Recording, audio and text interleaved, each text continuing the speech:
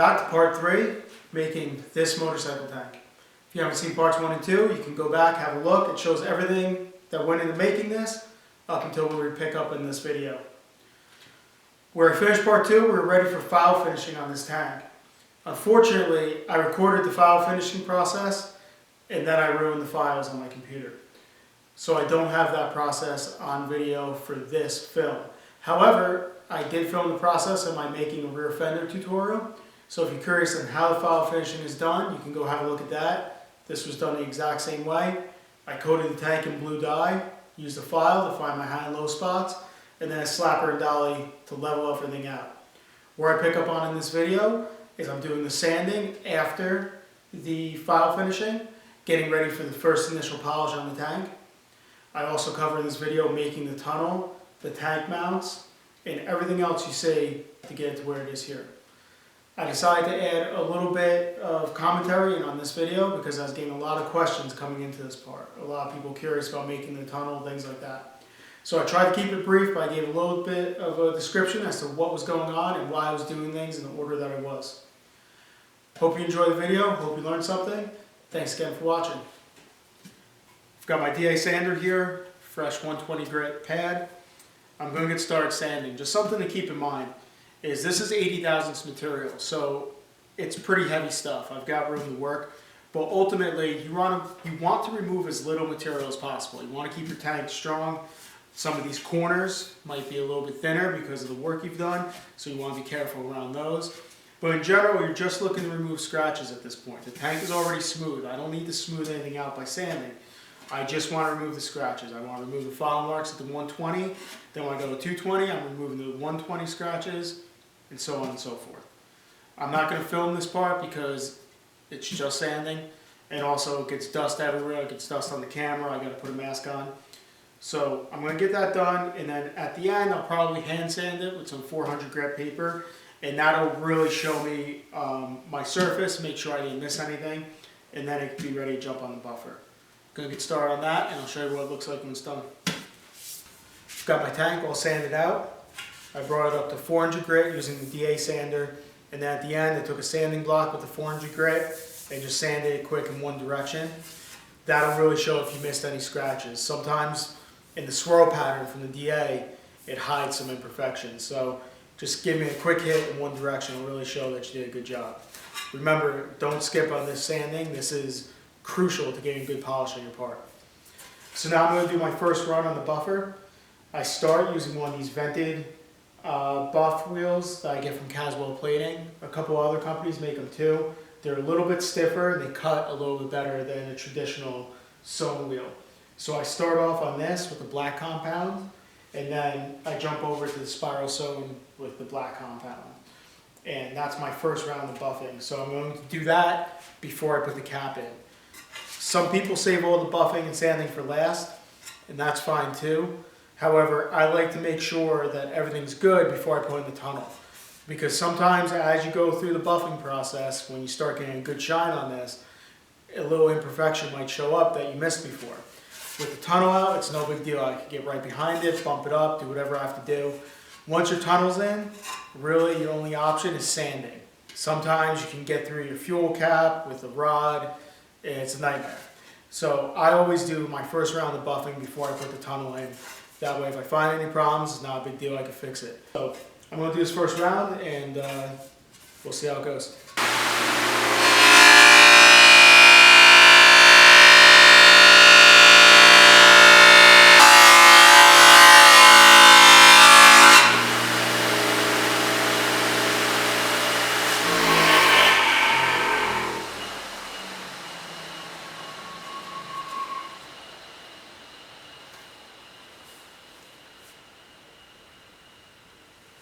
So the first round of polishing is done. It's looking pretty good. It's a dirty process, but it is rewarding. Found a couple of little spots where I'm going to have to go back to some 400 grit on a sanding block and just take out a few scratches, but that's no big deal. So now I'm ready to install this fuel cap and bung. I like using these little brass fuel caps on these tanks. It's a nice accent. And a little aluminum bung. So I'm just going to use a 1.5" hole saw, drill a hole, drop in this bung, and now I'm going to TIG weld it in. I use TIG welding on this because I like the weld aesthetic to have a nice bead, and also too I'm much better at controlling my heat with the TIG than with the gas weld. So we'll drill the hole, drop it in, weld it up, and we'll move on to the tunnel.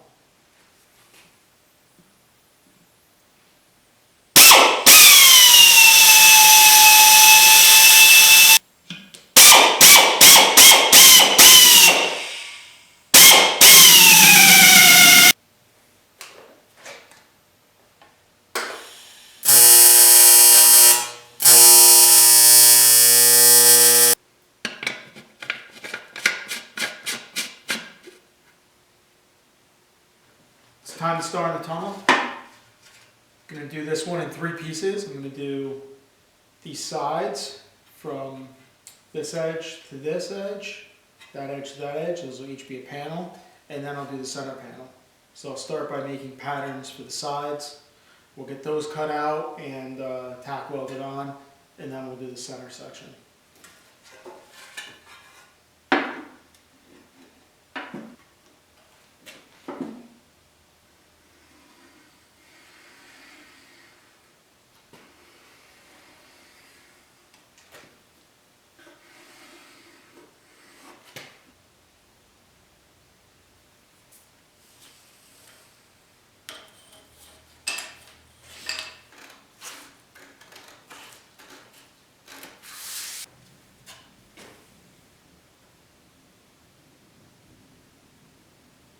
Take my paper patterns, cut them out of aluminum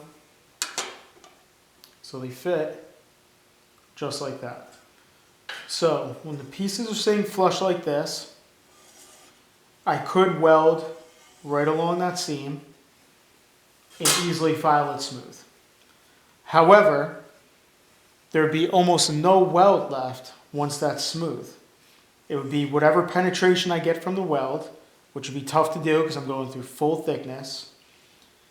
And once I file that smooth, there'd be nearly nothing left, and that's going to be a weak joint. So what I want is an open corner joint, which fits something like that. And what that does is that forms a V between the 2 panels. Now when I weld, not only will it be easier to get good penetration, because I don't have to go through the full thickness of my weld, but my weld bead will fill that V, and then once it's filed smooth, most of the weld will remain inside that V. I don't have to file away nearly as much of the weld, and that's going to give me a much stronger joint. So what I actually need to do is trim these panels a little bit more. That way when I sit them on just like this, I have that open corner. All right. Got my 2 side panels for the tunnel tacked in place. Open corner joint. Next thing I did off camera is I made my pattern for the center. Got it right here.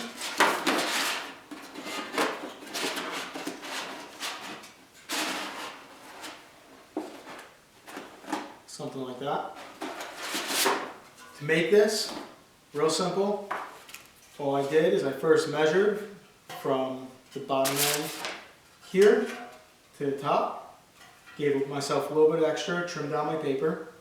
Then I measured this width and this width, drew 2 lines, bent them, right there.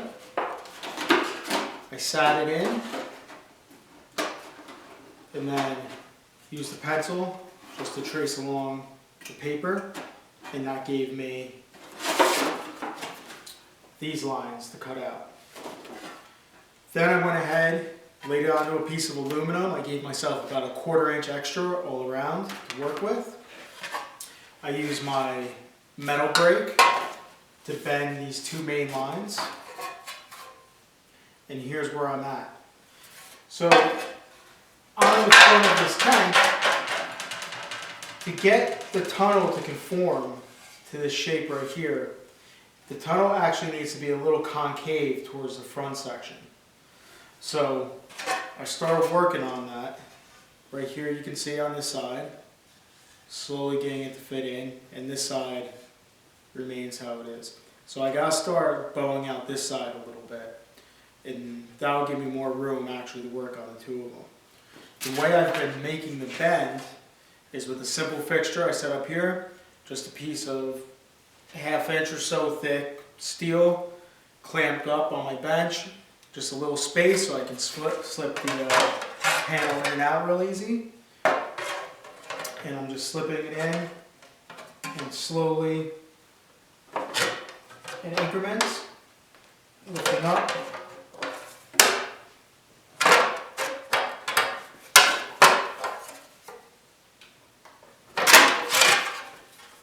And starting my bend.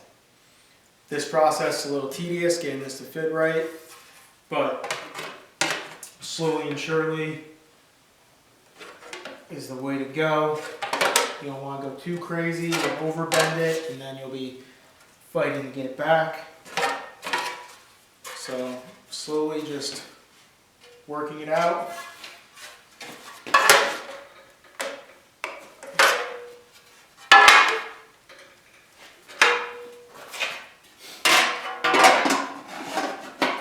Test fitting. Just like that. You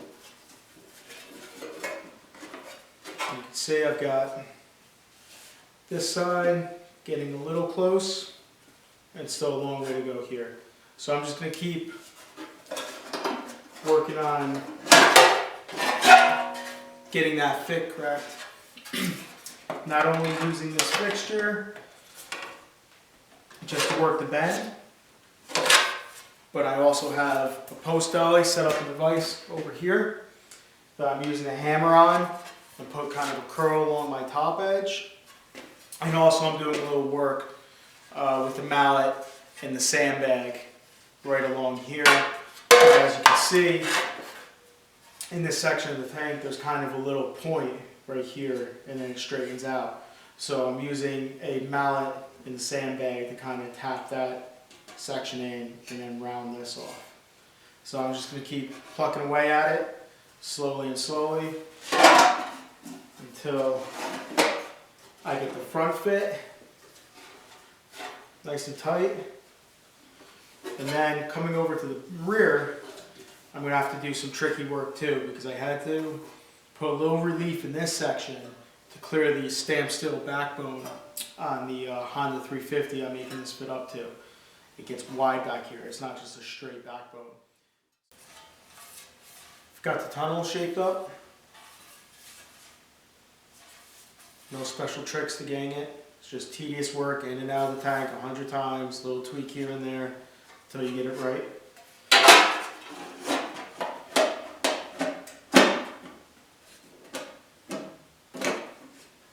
Fit something like that. It's not 100% yet,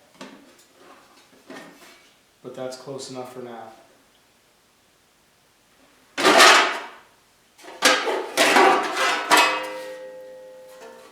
Next thing I'm going to do is weld in these side panels and get them in there solid. Then once those are in there, I can perfect the fit center tunnel and also weld in the bungs for the fuel fittings.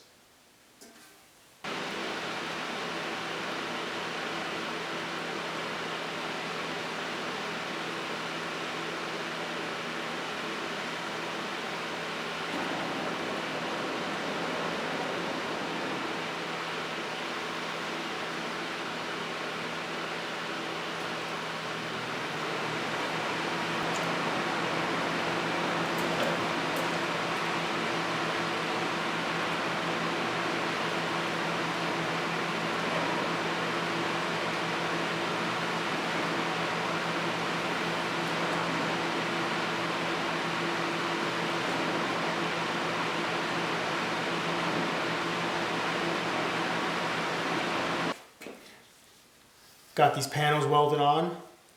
As you can see, these gas welds don't come out quite as pretty as a TIG weld, and I'm not the greatest. There are some guys out there who are really masters at this, but I can get the job done, and they're good and strong and really good for this application. Doesn't matter anyways, because Now I'm going to grind out these welds because we want smooth, nice rounded transition.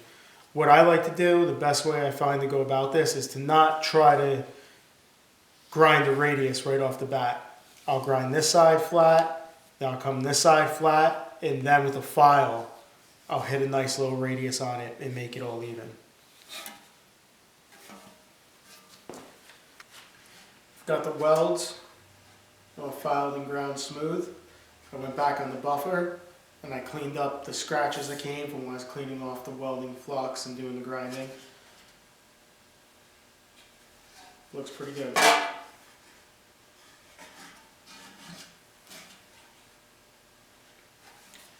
The next thing I'm going to do is install the bungs for the fuel petcocks.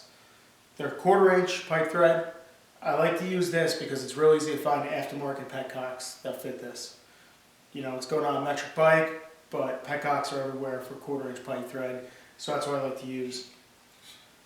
They take a 3/4 inch hole, and I'm going to install them someplace right around there.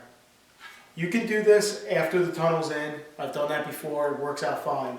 The only problem is when you drill your hole, all of the shavings from the hole fall into the tank, and then you have a heck of a time getting it all out. And you don't want that floating around in there, getting in your carburetors further down the road, cause a problem. So I've always started doing them before I finish the tunnel. So I'm going to drill a 3/4 inch hole, drop them in, and I'm going to TIG weld these in.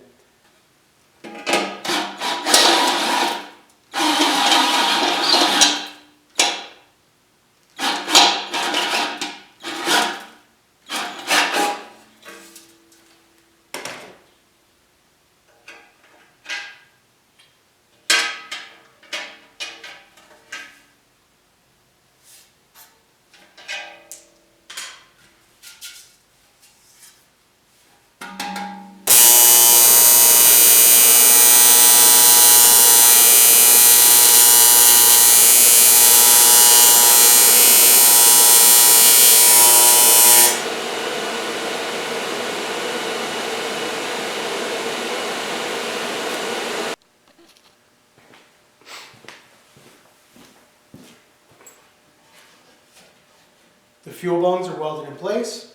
I also went ahead and trimmed down the center tunnel section, and you can see it fits pretty good. I still have some small gaps in some spots. I'm not really concerned about those. I could keep working on it in and out, but it's going to be much easier if I just address these as I tack and weld this in. So I'll probably start my tacks on these right in the middle, and as I work towards these sections and the material is warm, I'll be able to use a hammer and just tap these little gaps closed and tack them in. Also, lots of times as you do your tacks and the tacks cool and shrink, they'll help to close that gap. Doesn't take much force, you know, I just push and close easy with my fingers. So I'm going to get started tacking that in.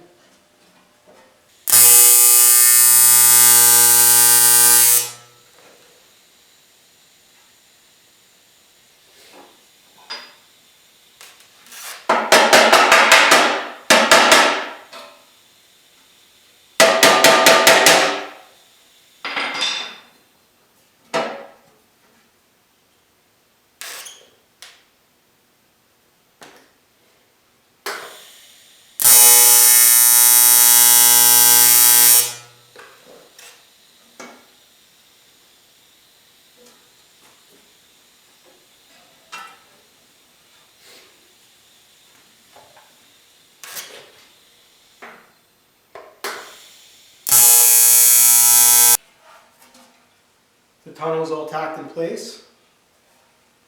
You can see I was able to just slowly work it, let the tacks cool, shrink, pull this gap tighter, and also just slightly hammer as you go along. I've got a nice tight weld seam. I've got a couple of little gaps. Let's see, right here. I'm going to have to fill that with weld. I wish it wasn't there, but that's not a big deal. It's from when I did my gas weld. It burnt back just a little bit in that corner. Got a little too close. And I also have a small gap right down here. And I think as I get my weld close and this all locked in, I can just tap that shut. I'm also expecting as I weld this, these corners right here will probably melt down and round off. I'm expecting that, and that's not a problem. So now I'm going to go and gas weld these seams. Gas weld the seam up around here, and hopefully not screw it up.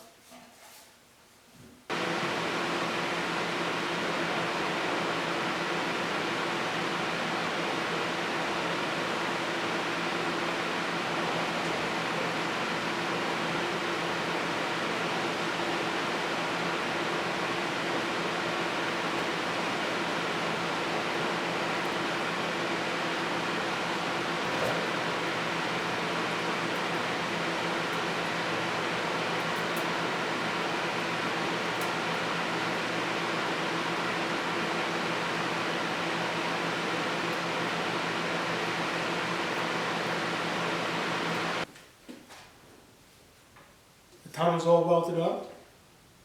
Got all the flux cleaned off it. Came out pretty good.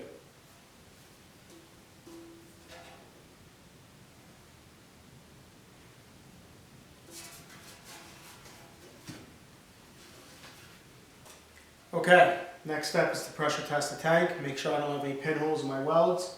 It happens, sometimes you find them. I do this real simple. Put an airline fitting in one fuel bung. I just put a piece of masking tape over the other and some masking tape over the fuel cap, and I poke a little hole in it. Reason I do that and I don't seal it up tight is because I don't have a super expensive regulator. If it were to fail and send through a lot of pressure, you could ruin the tank. So I just use the masking tape because if there's an issue, that'll blow off before the tank gets ruined, hopefully. And I've never had a problem. So I've got my regulator set to around 10 pounds. Plug it in. There we go. See the masking tape's bulging out. So it's holding. There's some decent pressure in the tank. So now here I just have some real soapy mixture of dish soap and water. And I'll just gently brush it on. And we'll see if we have anything.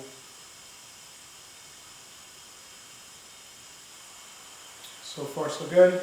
Kind of hope I find one so I can show what it looks like.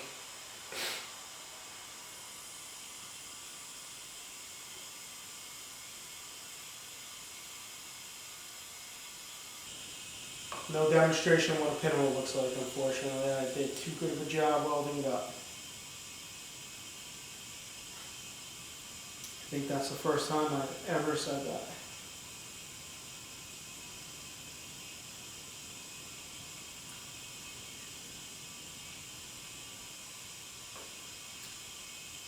I think this tank is ready for fuel.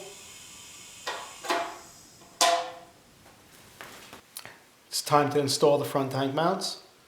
I made these up by cutting some 1/2-inch strips of aluminum, some little plates.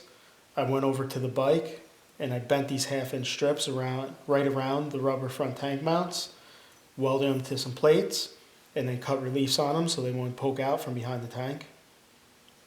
Then I went over, I set the tank on the frame, got it sitting where I wanted it, so everything was nice and level. Made some marks, so the mounts will sit in there just like that. What I'm going to do now is I'll tack weld these on there. I'll go fit it on the frame, make sure everything's sitting nice. If it's not, I'll break off probably one of them, adjust it how I have to, do the same thing, tack it on, make sure everything's fitting like it should. And then once that's done, we can weld it up. Be ready to go. I've got the front mounts welded into the tank. Not too bad. Everything's sitting nice up there. So now it's time for the last and final piece, which is the rear tank mount. It was simple to make. You know, it looks a little complicated, but you just break it down into parts. So I cut a rectangle out of aluminum.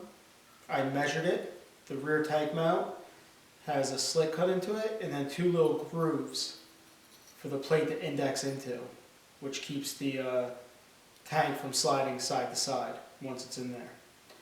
So measure it out, mark my lines, and then right along the edge of the bench I laid the plate on it, used a hammer to knock down 2 little edges to index into the grooves. And then I also need this to offset off the bottom of the tank.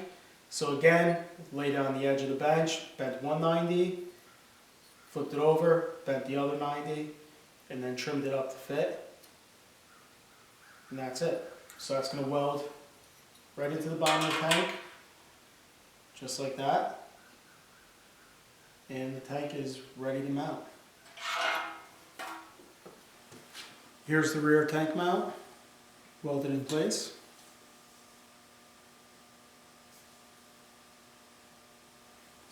Another look at the front.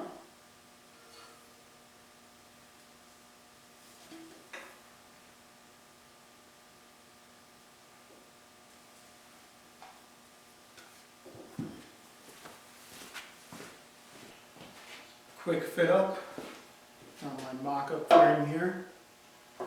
This is a 72 CB350 frame. Stock mounts.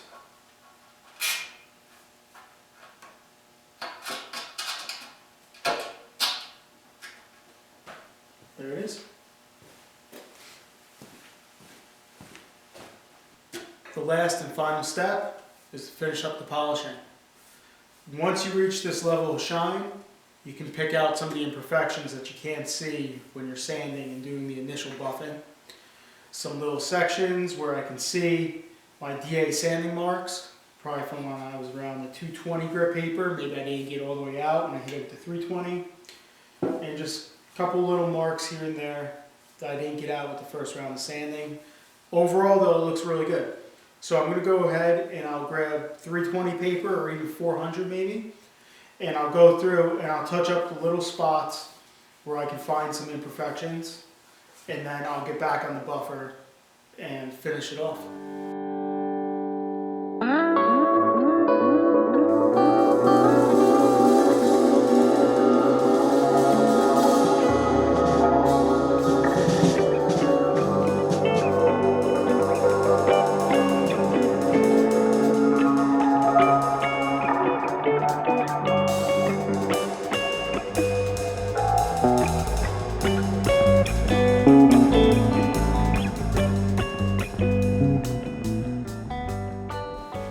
Final polishing is done.